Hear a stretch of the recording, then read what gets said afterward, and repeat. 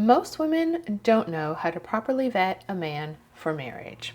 They go out there dating, looking for chemistry and love, and they're happily ever after. And they're so focused on finding the commitment that they are seeking, they forget to actually vet whether or not a man would make a good partner for them and whether this relationship is something that is worth pursuing in the first place. Too often, the focus is on looking for the relationship rather than looking at the man himself. And so they overlook obvious red flags, give him the benefit of the doubt, and explain away bad behavior, all to hold on to this fairy tale idea that if they can make it down the aisle, then they will live happily ever after. Unfortunately, as we know, most of the time that doesn't really work out well, with so many marriages ending in divorce. So in this video, I'm going to walk you through exactly how I suggest women vet men for marriage. We'll talk about why you should stop giving someone you don't know the benefit of the doubt, why the timing of intimacy matters more than most people think, what are some common red flags to look out for, and finally, the number one most overlooked quality that I think women should really be focusing on. But before we get into all of that, if you're new here, welcome. My name is Tanya and I'm a family lawyer and mediator. And on this channel, I like to discuss all things relationship related, from dating to divorce. If that sounds like something that you're interested in, please consider subscribing. If you like this video, give it a thumbs up, and I'd love to hear what you think in the comments below. So let's get into it. First, why you should stop giving men you're dating the benefit of the doubt. And this is more a mentality shift than anything else, but I think one that will really help you sharpen your focus when you're talking about how to vet a man. And that is this: I want you to stop thinking that men are stupid or dumb, or that they don't know or understand what women want, because too often that's the narrative. Instead, every man that you date, I want you to assume that he is intelligent and intentional with his behavior. And I want you to look at his behavior through the lens of, he is doing this on purpose. And if he is doing this on purpose, what does that tell you about who he is and how he feels about you? Too often, women are quick to make excuses for men's bad behavior when they first start dating. They'll say things like, oh, he hasn't called because he's too busy, or he's inconsistent because he's got this other thing going on in his life. Or he doesn't buy flowers because he doesn't know that I like flowers, or whatever, insert excuse here. Instead, if you look at his behavior and think, if he is doing this on purpose, and if he is an intelligent man who knows exactly what he's doing, what does that tell you about his behavior? And most of the time, it will tell you that this man is not that interested in you, and he's not that invested in pursuing this relationship.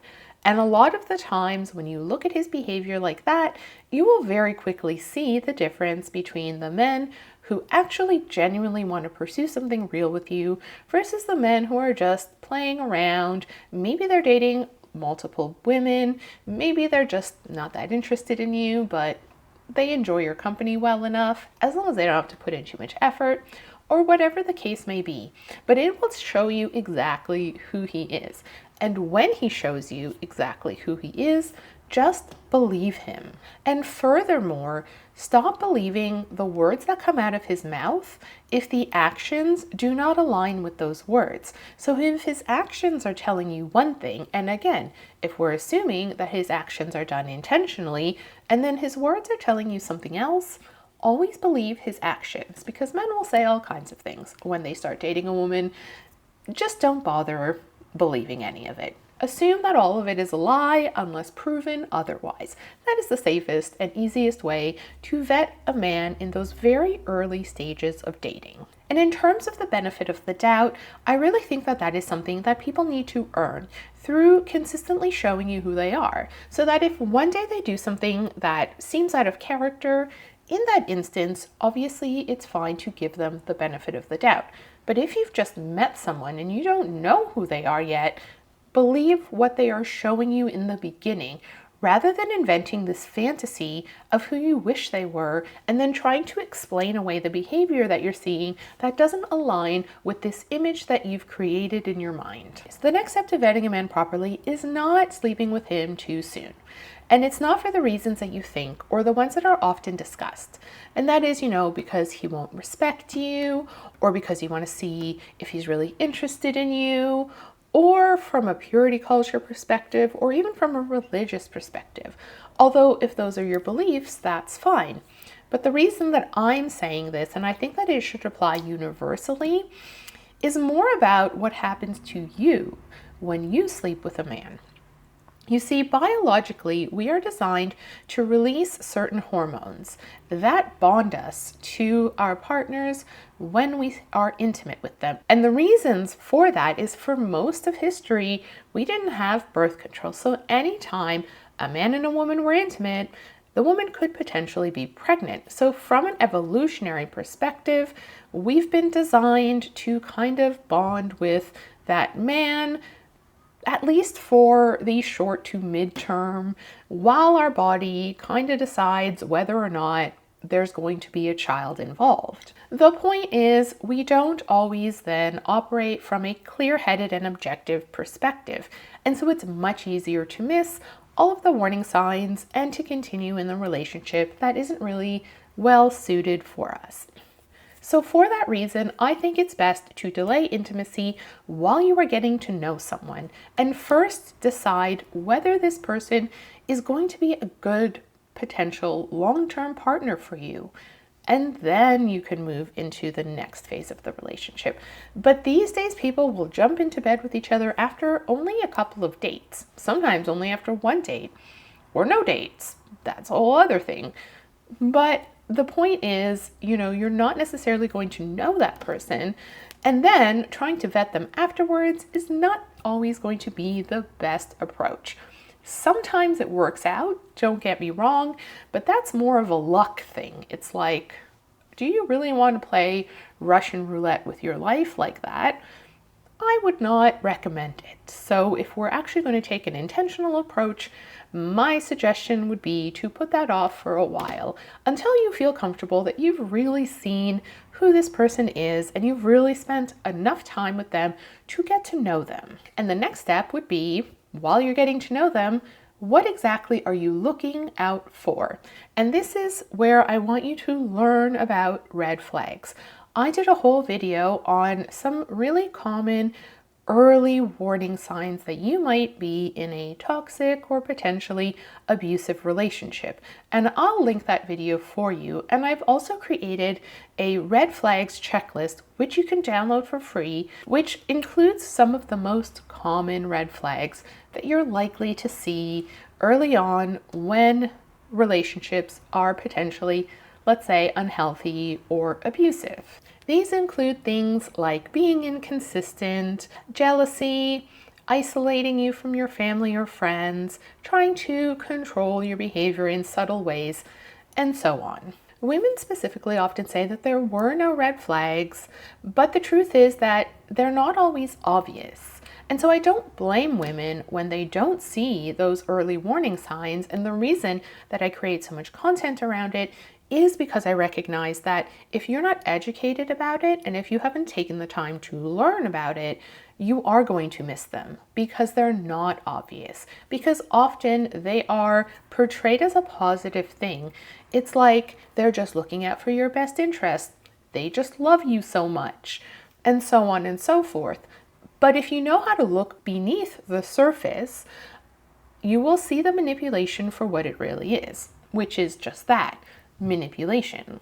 But don't assume that this is something that you will know as a gut instinct. As much as I believe in women's intuition, this is not an area where I would rely on your intuition alone. This is an area where I think it's all about education and personal lived experience, either your own or listening to the stories of other women's lived experience and learning from those.